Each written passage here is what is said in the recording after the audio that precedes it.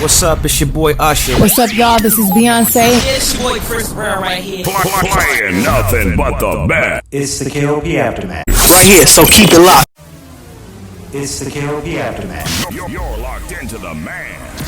Check this out. Here we go. It's time.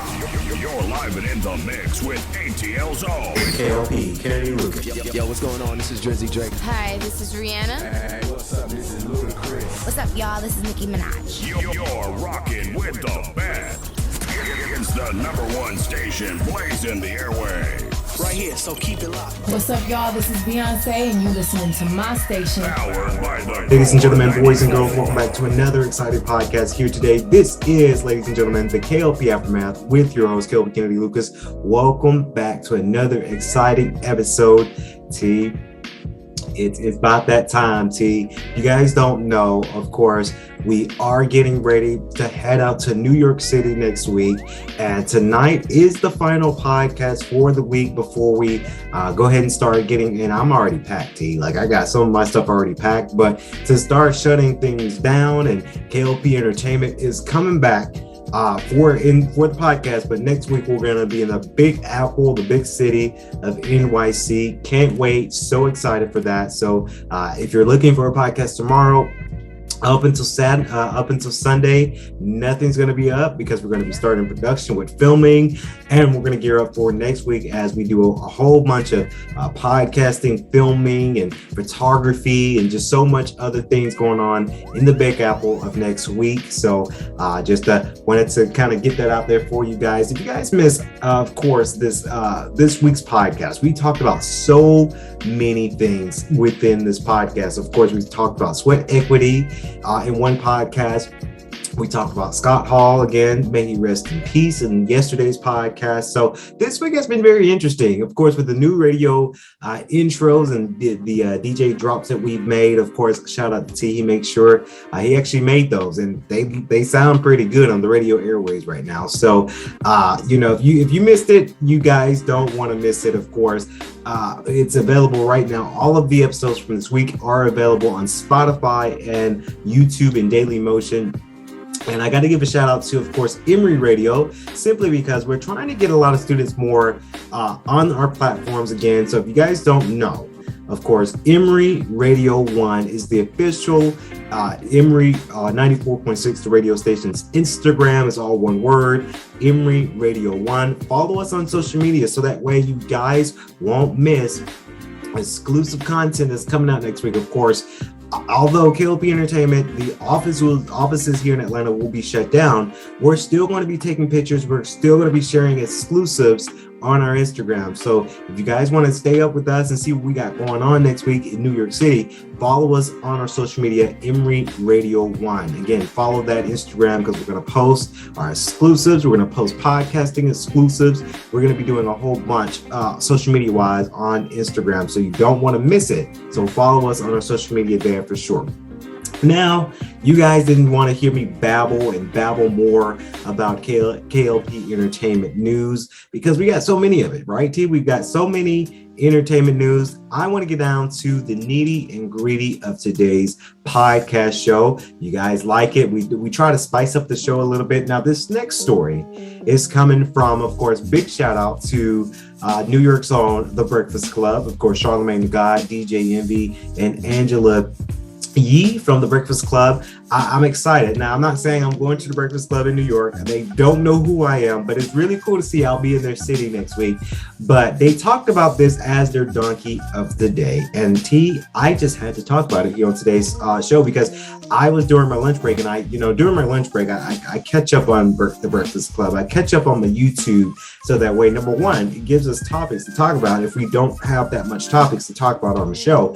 And they talked about this, of course, a Mississippi Hinds County assistant principal was fired after reading a book called I Need a New Butt. Of course, it was kind of a little bit of an educational there, T, for the book, but it was very funny. They're trying to keep the funniness side of it. And the question I proposed to a lot of my fans out there, the question I proposed to a lot of the fans, the Emory fans, the Lucas Nation fans, do you think this principal had the right to be fired, or do you think this was a wrongful fire? Honestly, and I agree with Charlemagne the God, I think this was an unrightful fire. Honestly, even though this was second grade, you would not, I mean, it's crazy about how much students or kids are more accepting to things nowadays. If okay, and this is a great example. I just thought of this, T, and I don't know, it just popped in my head. Now, if you have a child that is in second grade, because I've seen this, if your child is in second grade and they have a smartphone, being an iPhone, then I would think they will be more mature to hear about a principal reading this book called I Need a New Butt. Of course, the book, and this is a synopsis of what the Breakfast Club says, the synopsis about the book is about a young boy who has his butt, and he said he has a crack in it. So he goes out and finds a new butt. Now, we all know, and this is not me trying to get gross, I mean, a butt crack. I mean, come on, that's human nature. It's your butt crack. And the little boy in this book doesn't know it was the butt crack in quotations. He thought his butt was broken. I thought this was a funny book to read to kids. Again, you can't be, and the principal got fired. And of course, there's a petition going on right now trying to get him rehired. But honestly, y'all, you honestly think with all these kids out here that are super young, first grade, second grade, that have iPhones, iPads, game systems, and they get exposed to all this other stuff. And now you say that's the fine line because a principal just read a children's book. That's why I think he got wrongfully fired, because you got to look at the demographics. Again, these kids are getting more accepted to more things out here in today's society. There's a lot of things that kids, unfortunately, are getting exposed to. And you're gonna fire a principal just because he read a children's book? I thought the book was funny. I didn't read the whole book, but I heard the synopsis of the book. I thought the book was pretty funny. So it makes me wonder. And then Charlemagne the God said it the most. He doesn't understand it. I don't understand it either, Charlotte, because the kids are having smart devices now at a young age. I remember when I was a kid, I didn't have my first iPhone until I was about, I want to say 17, because my parents got it for me. So when I was in second grade, I didn't have a smartphone, but this was, and I want to say second grade for me, gosh, I want to say it was 2003, 2002. I can't remember. I mean, this was a whole lifetime ago. But when I was a kid, I didn't have a smart device. The most smart, and these devices weren't really smart, but the most I've had in second grade would have to be game systems like the GameCube or a Game Boy. That was the only tech device that I was able to have. And even with the games that my parents would buy, they would buy just E-rated games. They would never buy me a mature game. So we're in this day and age today where kids are getting iPhones, they're getting on YouTube. Some kids even got Facebook, and they're getting exposed to some things. And good parents, and I'm not saying all parents are bad or nothing like that, but good parents probably have the parental guidance on their smart devices. I know with a whole bunch of game systems, and Nintendo in particular, they push hard for kids to make sure they have a parental guidance on their Nintendo Switch. But you got all these kids that are playing these games and playing games on their iPhone. They're getting exposed. You might have some kids that might get curious and go to these off sites, if you know what I mean, and get exposed to that kind of stuff, unfortunately. But it does happen. So I don't think this assistant principal, I don't think this was right for him to get fired over this. I think, and there's a petition going on right now to get him rehired. Honestly, times are tough right now, and it's really bad to try to fire somebody that we need. That's the most thing essential. And teachers and principals, they go into the line of essential workers to help educate the young minds of America, and they don't get paid that much. So a lot of, and I'm not just harping on their paycheck, but it's just the point I'm trying to make here, T, is Mississippi fired he's assistant principal. A lot of people are looking for jobs right now, and it's a tough market to start firing teachers, start firing principals when you need them most. And because you got all these kids, right? These kids are swarming back to the classrooms. A lot of things are trying to open back up. A lot of, and this is for colleges too, a lot of classes are opening in person now. So it's kind of a bad time to try to budget cut and fire an assistant principal just by reading a children's book. I think this assistant principal knew what he was doing, trying to lighten the mood, because we are in a crisis right now. everybody's trying to make content so that way we all can start laughing again to avoid all the craziness that this world is gonna. He's trying to distract the young minds, being children, because I bet you, again, these kids that are in second grade, they have smartphones, they see the news, they see what everything's going on right now. Little Sally, little Johnny knows about, possibly don't understand it, but probably know about the gas prices. Little Jimmy probably know about Russia and Ukraine. Little Sally knows about the rise in COVID cases. This was a way to try to get students to start being positive and create a laugh so they can be distracted from all the craziness that their parents got to endure right now. Things are high, mortgages are, and I don't know nothing about mortgage, but mortgages are high, rent is high, things are high, and parents are stressed out to the max, especially if you are a parent who have kids. So what I thought this principal was doing, he was trying to distract the kids from the parents that are stressed to the max. And by all means, guys, if you got kids, I wish you the best of luck, because it is hard right now trying to do that. That's why I say I'm glad I ain't got kids, because I can only imagine how difficult it is right now to support a kid in today's climate. So, to the point of it, T, I don't think this assistant principal should have got fired. I really do think he's going to get rehired, and he might sue. And he could build a lawsuit from this. Everything, and you can build a lawsuit for pretty much anything nowadays. Like people getting fired unlawfully and wrongfully fired, unlawfully fired, you can come back and start suing. So I really do hope this principal does get sued. And what he can do too is, he got fired out of the blue. He can sue for I don't think the word is restitution, but like losing out on money, losing out on his salary for an wrongful fire, and they're gonna pay. I would say sue the county or sue the school, whoever it is, to recoup the money you lost in your salary. That's how the way you got to do it. So I really do hope this assistant principal does read it. I don't think this was wrong of him. I think he was just trying to distract kids from the craziness that's in today's society right now. That's just my personal opinion. Moving on next to the next news announcements. Of course, I wanted to talk about it because they're really doing it well for this next new movie. Now, if you guys know, Sonic the Hedgehog has been in my childhood as well. And yesterday's episode, we talked about our childhood when it came to wrestling. And I guess I'm talking about my childhood again when it comes to this favorite character. And I was a fanboy of Sonic at one point until, I kind of got a little bit older, and I still play Sonic, right? But, I get older, I have a job, and I got more responsibilities as a young adult now. But I do remember playing Sonic on the Sega Genesis all the way up to what might be PlayStation 5 if Sonic Frontiers does really well this holiday season. I will be picking it up, and I'll be doing my formal review when the game comes out, and that's going to be all the way in December. So that's going to be holiday 2022. But I wanted to talk about Sonic's newest and latest film poster. I'm talking about the movie from Paramount and Sega Sammy. The Sega Sammy is actually the full name of Sega's company, the Japanese company that's been around from generations to generations, but they're really doing good for this movie. I really do think this movie is going to be a slam dunk when it comes out in April. I am going to try to see if I can swing tickets to go see this movie with my brother.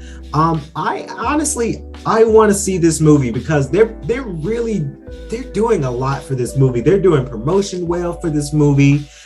They're doing a whole bunch of hype for this movie, and I think this is going to be a great movie to help Sega recoup their sales in their businesses in general, because we all know, if you're a Sega fan, if you followed Sonic and Sega and Yakuza, you know that Sega hasn't been doing good for the past couple of years now. And I did see the first movie, and the first movie was pretty good. I'm not gonna lie, I'm glad that they redesigned Sonic. I remember when we got that awful rat that didn't look like Sonic at all at the first trailer, and everybody lost their minds, including myself. I think I did a podcast about it too. The first trailer, we all remember the first trailer of Sonic 1. He looked like a mutant, like a Ninja Turtle mutant or something. I was like, Sega, are you for real? This is what y'all's producing? Sega, you got money. Come on now. Are you really trying to do this? So they fixed them up, and they did it well for Sonic 1. And now this first movie was widely accepted. You can see the movie right now on Hulu. But now we got Sonic 2 around the corner, comes out in April. We got Sonic, we got Knuckles, we got Tails, we got Jim Carrey coming back as Eggman. So I'm excited. I'm very excited to see Knuckles. I want to see how villainous will he be in this movie. Now, we all know, and I'm a film director, I know where this is going. I know Knuckles is the one of the main protagonists for this film, but he's going to team up with Sonic to take down Eggman, hence Sonic movie 3. And words to rise, I've been hearing that the production has kind of started for Sonic 3, and we ain't even saw Sonic 2 yet. But this poster really reminded me of my childhood, because you guys remember, if you ever played Sonic the Hedgehog 2 for Sega Genesis, I know my family has. I remember, and again, I talked about my brother yesterday, and I guess, Alex, I'm talking about you again today, but I do remember when he got Sonic 2 for Sega Genesis, and it was always him and Sonic and my big sister Kendria's Tails, and that was it. Like, because we were young, my brother didn't let us play his video games. Like, we can either play our own games or we just had to watch. But as we grew up, he started letting us play, and there was that whole stigma there for that. But when you saw the Sega Genesis cartridge of Sonic 2, if you have one of those in your collections, kudos.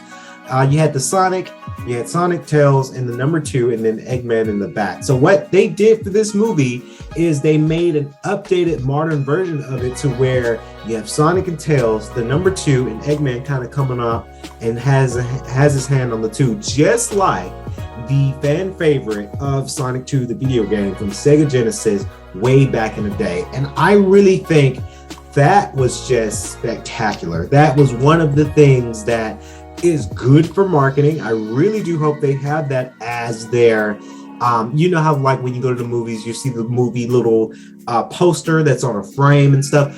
I hope they have that poster up in movie theaters today, because when I first saw the poster, I'm like, okay, that brings me back to the 90s, and I got introduced to Sonic 2, the video game.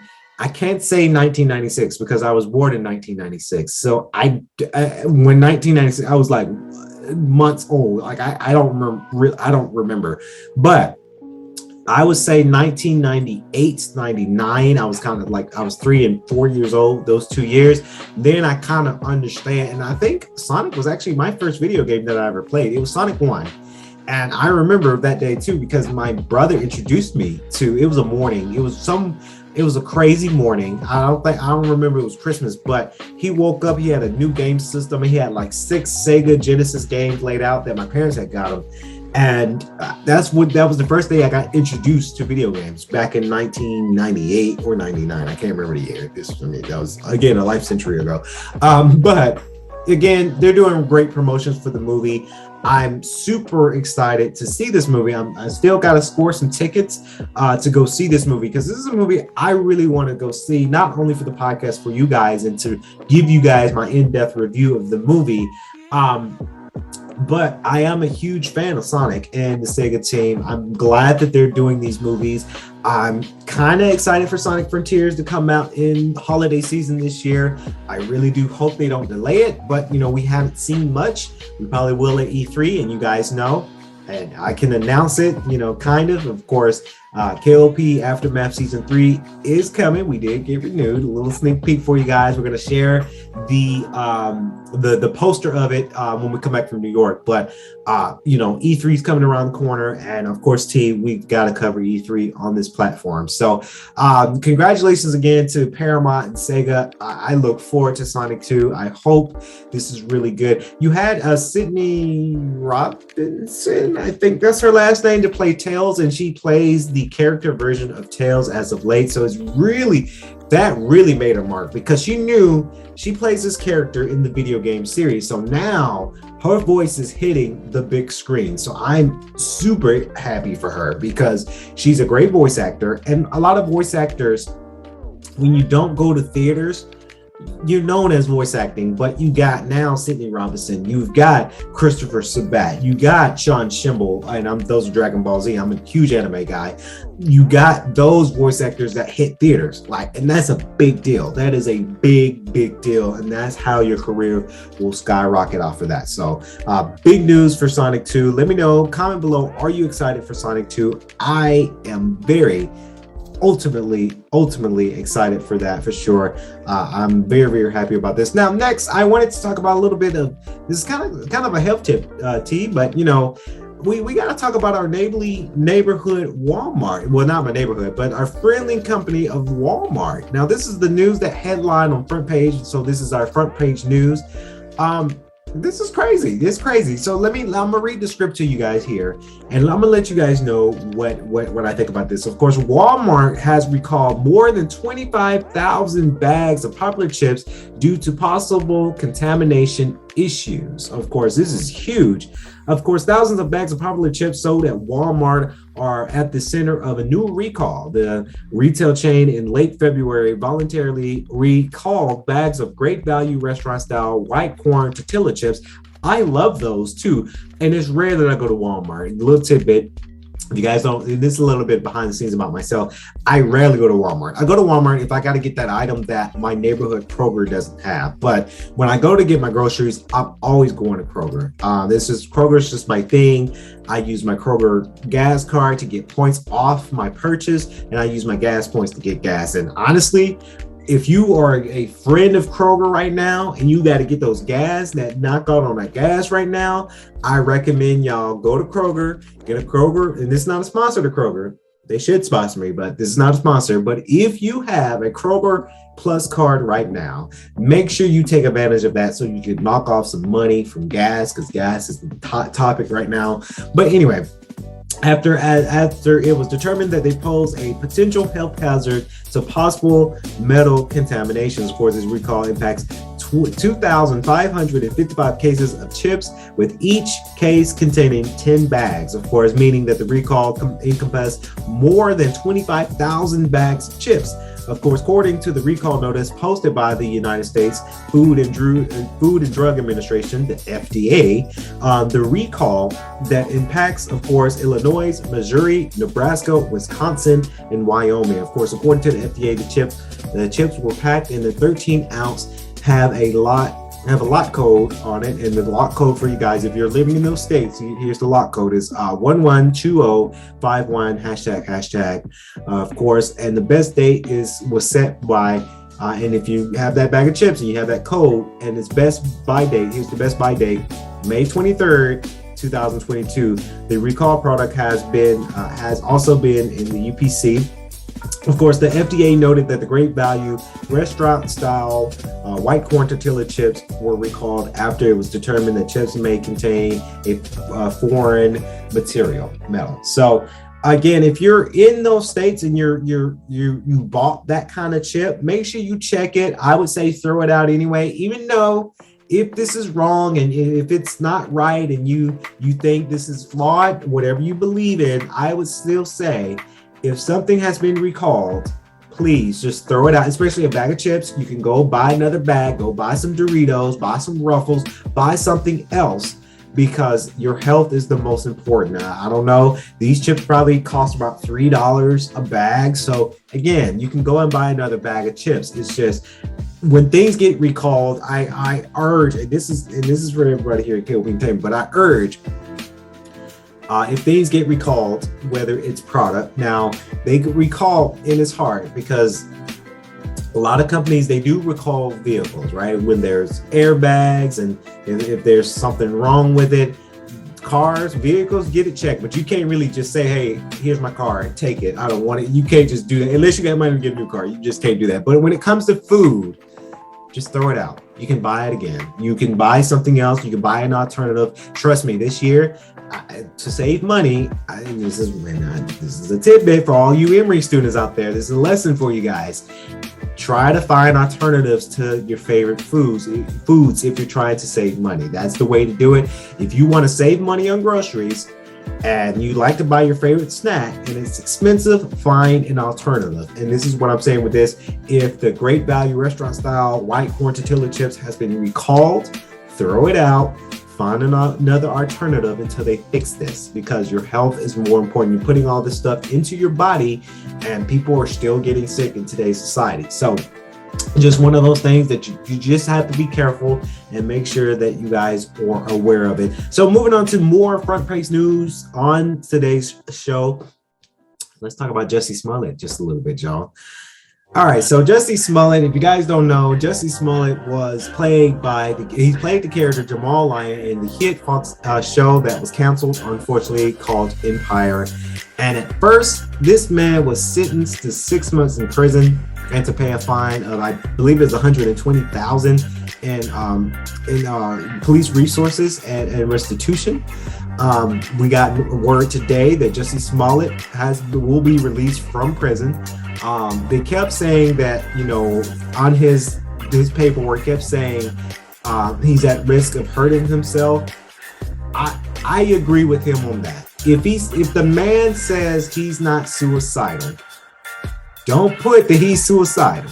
Like if he's in the right mind and he's not suicidal. Now, what I think he did was wrong. Do I think that he hired these friends to jump him and to get more attention? Yeah, I absolutely do believe he done that.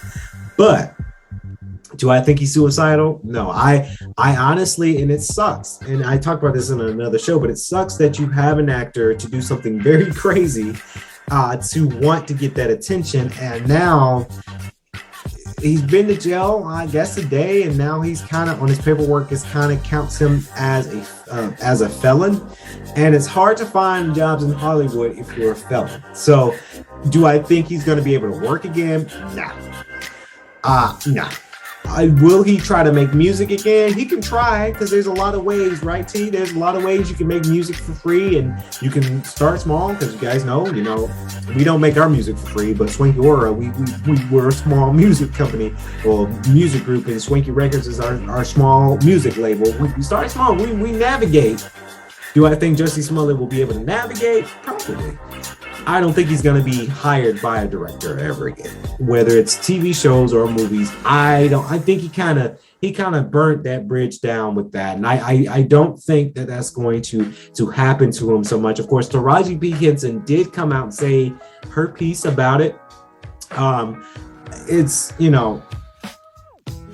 I don't think it was something he should have went to jail for. And he's getting out, right? Because that's the latest news, front page news from today. We got word that, he's getting out of prison. They said, okay, let's, and he has a little bit of money. So they say, okay, we'll take your money. You can pay that back in government taxes and pay that back in government funding and restitution. You pay for the salaries and resources wasted. Yeah, they're going to take the money. It's good to see him not go to prison, because I don't think he would last that long in prison, honestly. I just don't think he'll ever find a job in Hollywood again. That ship has sailed. And I really do. And for everyone, I do hope that, we pray for him for healing energy. I hope he kind of learns it from this. But I'm not going to sit there and say, oh, he's innocent, he's super innocent. No, Jussie Smollett did. He knew what he did. He knew exactly what he did. It didn't go the way he wanted it to, but he did what he did. Honestly, if it was for me, I'm on a hit show from Fox. I've got music catalog, and Jussie Smollett wasn't broke. He had money. He wasn't poor trying to do Empire and do his music. Would I'm